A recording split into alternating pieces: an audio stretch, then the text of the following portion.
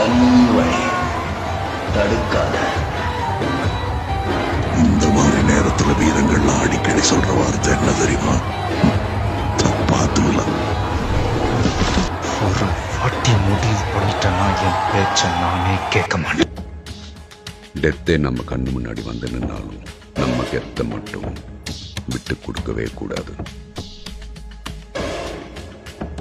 ஓங்கி அடிச்சா 1.5 டன் வெயிட்ரா. பாக்குறியா பாக்குறியா?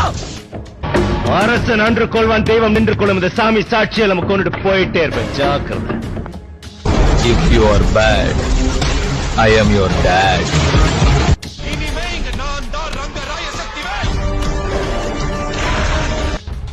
நீ யாரா வேணாரு, எவனா வேணா இரு, ஆனா என்கிட்ட கொஞ்சம் தள்ளியே இரு.